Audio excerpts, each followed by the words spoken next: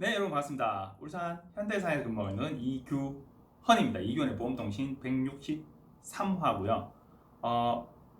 8월도 이제 거의 마무리가 다 돼갑니다. 그죠? 9월이 다가와요. 말복 지났고요. 입추 지났고요. 이제 뭐 가을입니다. 밤에 막 더워서 못 자겠다 이런 상황은 조금 지나간 것 같아요. 물론 이제 한참 더워서 못 자겠다 할 그 시즌에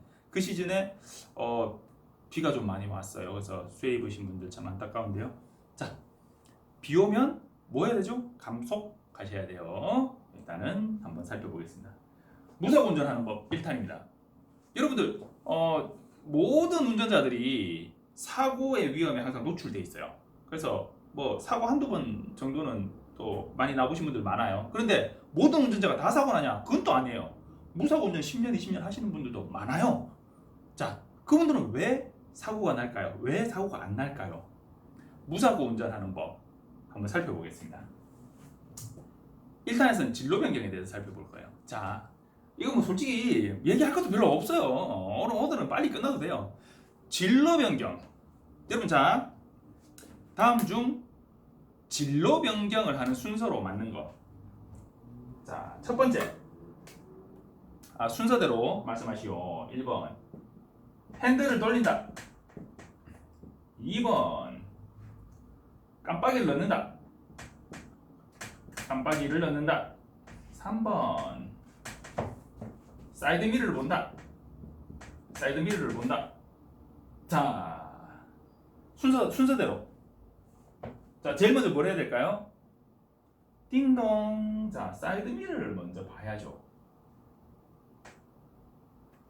내가 저쪽으로, 이쪽으로 진로 변경할 건데 현재 차가 있나 없나? 자, 현재 안 돼. 현재 안 돼.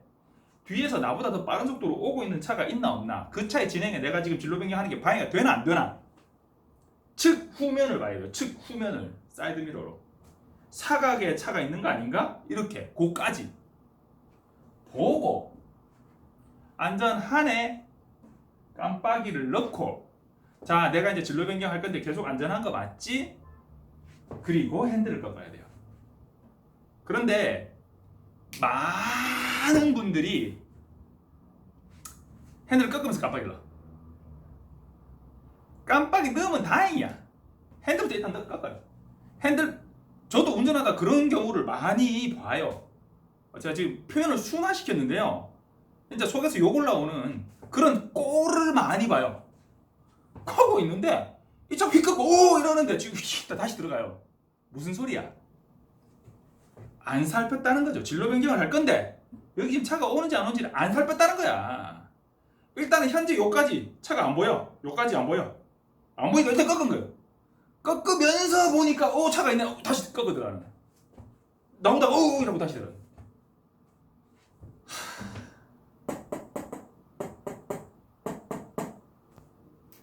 사이드 미러 먼저 보고 안전한가를 확인하고 그리고 깜빡이를 켜고 핸들을 꺾어야 돼요. 좋다. 요거는 뭐 이 과정 중에 들어가는 거니까 일단 사이드 미러로 차가 있는가 없는가를 잘 확인하고 핸들을 꺾어야 된다. 요 정도로만 갑시다. 요 정도로만. 이건 아니 기본이니까. 그런데 사람들이 이렇게 얘기해요. 분명히 봤을 때 차가 없었는데 저 차가 어느새 달려왔다고 이렇게 얘기를 해요. 거짓말이거든요. 거짓말이에요. 안 본 거야. 혹은 내가 쭉 달리고 있는 과정에서 그때는 없었어. 근데 내가 진로 변경을 하겠다고 마음먹은 그 시간과 그 전에 이쪽 편에 차들이 없었던 시간과는 이미 시간이 많이 지난 거예요. 그 당시에 내 뒤에서 옆으로 왔든지 저 옆에서 이쪽으로 왔든지 아니면 뒤에서 쭉 달려왔든지 차가 있는데 내가 정작 진로 변경을 할 그때 안전은 안 살폈고 그 전에 기억으로 차가 없으니까 이러고 꺾은 거예요. 그러고 사고가 났어. 그리고 뭐라는지 아세요? 분명히 내가 차가 없는 거를 보고 깜빡이까지 다 켜고 들어갔는데 저 차가 나를 와서 박았다고 해요. 없는 차가 어떻게 달려올까요? 없는 차가 어떻게 나타날까요? 어디서 나타났을까요? 그 차는? 있었는데 못 봤다 소리죠. 없었는데 와서 박았다. 이 말은 다시 말하면 내가 주의하지 못했다라는 말이랑 똑같아요. 내 잘못을 시인하는 말이에요. 그런데 그걸 갖다가 내가 내 책임을 피하는, 저 차한테 과실을 떠넘기는 말이라고 사람들은 현장에서 없었는데 왔다고 이렇게 얘기를 해요. 내가 잘못했어요 라고 시인하는 말이랑 똑같은 말이에요. 못 봤어요 라는 말이랑 똑같은 말이에요. 꼭 진로명이 아니라도 분명히 차가 없었는데 라고 얘기해요. 주차장에서 이렇게 나오면서 오토바이가 위기 와가지고 막 지 혼자 확 자빠져요. 그럼 뭐라는지 아세요? 내가 저 차의 정상적인 진행에 방해가 되어서 그 차가 제동하면서 넘어졌다라는 생각은 안 하고 내하고는 부딪히지도 않았는데 분명히 이제 아무것도 없어서 나왔는데 이렇게 얘기해요. 뭘 해야 된다고요? 진로 변경을 하든 노외에서 도로로 진입을 하든 뭔가 나와 다른 차량이나 어떤 흐름의 교차 상태가 발생될 수 있는 상황이 만약에 된다면 내가 주의를 해야 된다는 거죠. 미리 안전을 살피고 내가 그리로 갈 거라는 의사표시를 하고 그리고 핸들을 꺾어야 되는데 핸들부터 꺾어놓고 핸들 꺾으면서 이렇게 봐요. 핸들 꺾으면서 봐요.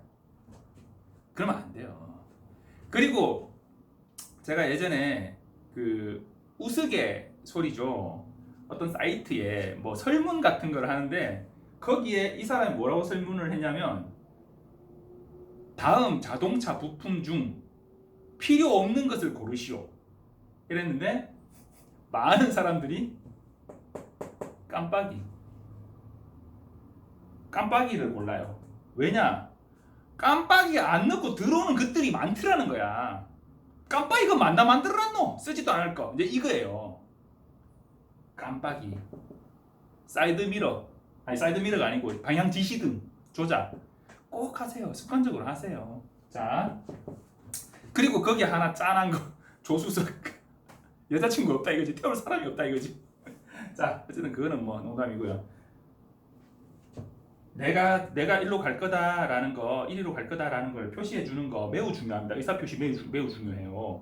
교차로 같은 데서 서로 이렇게 좌회전, 우회전, 뭐 골목에서 나갈 때 올 때 대로를 가고 있는데 골목에서 나오는 차가 있을 때 서로 내가 갈 거예요. 확실하게 딱 의사표시 해주는 거. 제가 설게요. 가세요. 확실하게 의사표시 해주는 거 정말 중요해요. 그게 서로 커뮤니케이션이 안 되면 사고가 나는. 자, 무사고 운전하는 법 1탄 진로 변경 정말 쉽죠. 솔직히 얘기할 것도 없어요.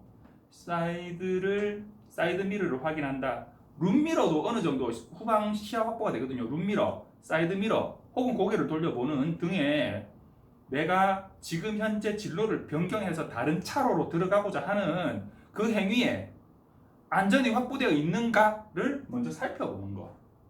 그리고 내가 그리로 들어가겠다는 의사 표시를 해주는 거. 뒤에 오는 차가 나한테 조금 속도를 줄여준다든지 양보할 수 있도록 혹은 뭐 내가 무리하게 과속하지 않도록 그리고 나서 핸들을 꺾어야 돼요.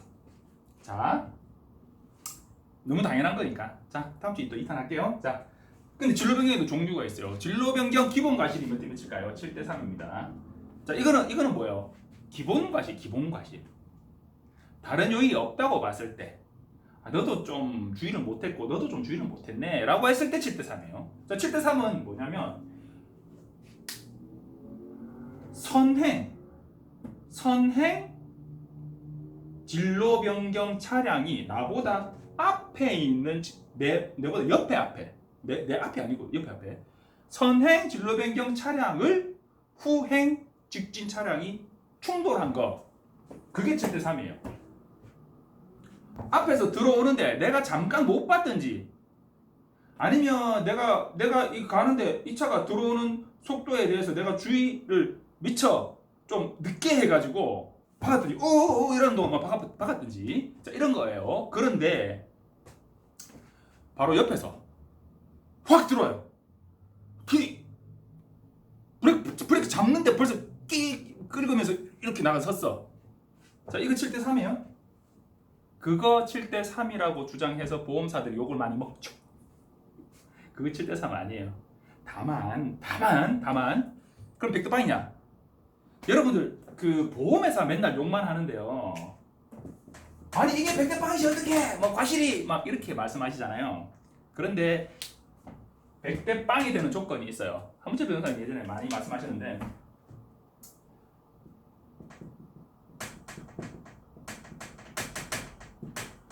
도저히 피할 수 없어야 돼요. 그 빵 퍼센트 과실이 없다라고 말할 수 있는 그 운전자에게 도저히 이거는 피할 수가 없다라는 조건이 성립을 해야 돼요. 피할 수 있는데 늦게 반응했다든지 뭐 이런 거 있잖아요. 안 돼요. 무과실 안 나와요. 과실이 좀이라도 있냐 아예 무과실이냐는 정말 엄청난 큰 차이거든요. 8대 2냐 9대 1이냐는 사실 그렇게 큰 차이는 아니에요. 그런데 9대 1이냐 100대 빵이냐는 엄청나게 큰 차이거든요. 완전히 책임을 물을 수 없느냐 다음은 일부라도 과실을 책임을 물을 수 있느냐의 차이는 정말 큰 차이예요. 그래서 100대 빵이 잘 안 나오는 거예요. 한문철에서는 맨날 전화 뭐 100대 빵입니다 100대 빵입니다 이렇게 하지만 쉽지 않은 거예요. 자, 불가항력이라 해야 되고 불가항력보다 더 앞서 나가는 게 하나 더 있어요. 예측 불가능성입니다.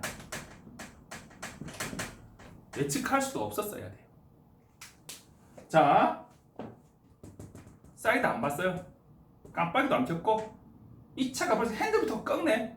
근데 그 전에 들어오려고 실실실 붙이고 있어요.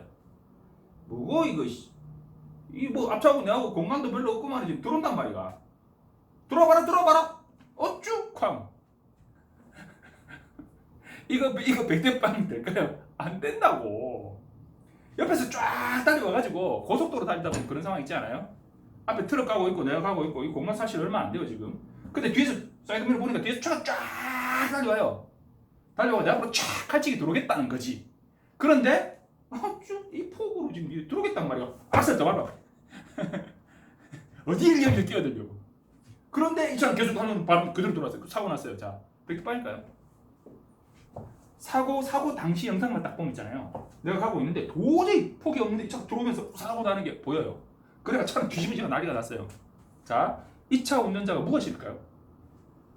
그 상황을 피할 수 있어요. 이 차 들어오는데 딱 그 상황만 놓고 보면 불가항력이지. 나는 가고 있는데 뒤에서 뭐 뒤에서 이렇게 들어오는 걸 이걸 어떻게 피하라고? 근데 그 상황을 예측할 수 있었냐? 예측할 수 있었잖아요. 달려오고 있는데 그러면 잠깐 브레이크 밟아가지고 아이고 똥 마려운 것다 빨리 가라 이래 보면 되는데 그걸 못해서 사고가 난 거예요. 자, 근데 이거 100대 빵일까요? 어쩌면 이 차한테 고의 사고의 책임을 물어야 되는 거 아닌가? 근데 그렇게 하기에는 그 차가 너무 싸가지가 없는 거죠. 그러니까 칼치기에 대한 그 차의 과실을 책임을 상당히 무겁게 물린다 하더라도 예측 불가능성이 딱 적용될 상황이냐 아니면 예측이 가능한데 이 차가 좀 주의를 못 해준 거냐에 따라서 100대 빵이냐 9대 1이냐 8대 2냐 정도의 과실은 나누어질 수 있다. 정말 100대 빵이 되려면 예측할 수 없어야 돼요. 제가 예측 불가능성에 대한 예를 종종 드는 게 뭐냐면 대로로 내가 가고 있어. 대로로 편도 한 2차로 정도 되는 큰 도로로 가고 있는데 저 옆에서 소로에서 우회전을 해서 쭉 와요. 거기 편도 2차로니까 좀 넓잖아요. 그럼 여기도 편도 2차로로 칩시다. 편도 왕복 2차로 편도 1차로 중앙선만 있는. 그래도 이렇게 가다 보면 좀 보이잖아요. 우회전 쭉 들어와. 근데 계속 가 그냥. 서겠지 당연히. 대로 직진 소로에서 우회전 저 차가 당연히 서야 되는 게 맞죠. 서겠지. 근데 안 썼네? 광. 아니 뻔히 차가 오고 있는데 그 어떻게 돼요? 100대 빵일까요? 100대 빵이 된다고. 그래 그 차가 내 뒤 여기 조수석 뒷부분 뒷문 뒤댄다 이쪽으로 확 박았어요. 그 100대 빵일까요? 사고 나는 그 상황만 딱 보면 불가항력이 맞아요. 가는 뒤로 이렇게 와서 옆에 뒤쪽에 이쪽에 와서 박아버리면 이거 어떻게 피해? 그런데 그 전 상황을 봐야 된다. 그래서 사고의 과실은 그 사고 당시 그 모습 보고만 보는 게 아니라 그 전에 어떻게 진행해 왔는가도 봐야 돼요. 진로 변경에도 종류가 있어요. 7대 3인데 그거 얘기하다가 지금 이렇게 사이드로 빠졌어요. 자, 실선 구간 진로 변경 몇일까요? 자, 이제 실선 구간 진로 변경 지시 위반으로 해가지고 100대 빵 적용합니다. 그런데 그 실선도 종류가 있어요. 30m 안 되는 실선, 짧은 실선이 있어요. 횡단보도 앞에 점선 가는데 그 점선보다 오히려 더 짧은 그런 실선도 있어요. 횡단보도 앞에 실선 딱 있고 정지선 딱 있고 거기 실선 딱 있는 거 있잖아요. 정지선으로 이어지는 여기 실선이잖아. 근데 요게 이 뒤에 있는 실선, 이 점선보다 더 짧아. 그런 실선도 있어요. 그럼 거기서 이렇게 진로 변경했다고 실선구가 진로 변경이네. 백도방이 안 돼요. 그렇게 안 되는 경우도 있어요. 그리고 실선도 점선과 실선의 복선 구간이 있어요. 이쪽에서 넘어갈 수 있지만 이쪽에서 넘어가면 안 돼요. 근데 이렇게 넘어가다가 사고가 났어. 그럼 이거 백득반일까요? 백득반 아니에요. 요거는 9대1 정도 보는 게 타당해요. 왜냐? 이 실선과 점선의 복선은 검찰에서 인정하는 안전표시가 아니에요. 그러니까 일로는 넘어가지 말라는 말이긴 한데 일로 넘어갔다고 중과실로 형사처벌할 수 없어요. 그러면 이거는 그냥 진로 변경이에요. 그런데 다만 그냥 점선을 넘어간 거하고는 다르니까 과실을 조금 더 매기는 게 맞아요. 제 의견은 이거는 예전처럼 9대1로 적용하는 게 맞다라고 봐져요. 그리고 교차로 내에서 진로 변경, 원래는 교차로 내 진로 변경은 불법이 아니에요.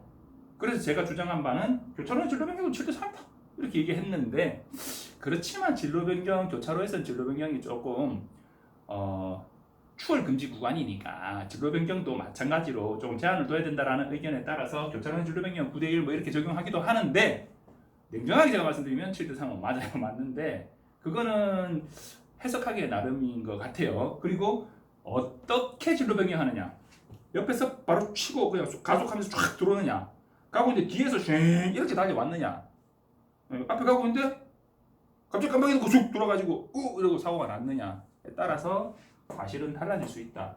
단순히 진로 변경이라고 무조건 7대 3은 아닐 수 있다. 그리고 백대빵 당연히 있을 수 있어요. 네. 도저히 예측할 수도 없고 뭐 불가항력적으로 사고 나는 이런 상황도 있을 수 있거든요. 그러니까 진로 변경이라고 무조건 7대 3은 아닐 수 있다. 그래서 무사고 운전하는 법은 어떻게 해야 된다고요?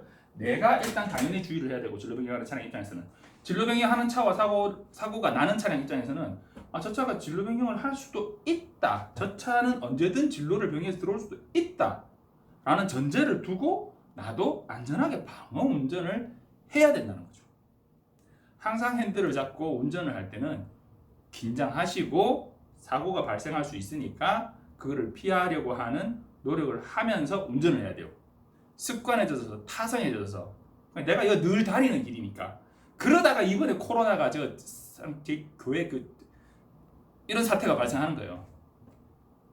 이제 이쯤 되면 됐겠지라는 그 방심이 사고를 만들거든요.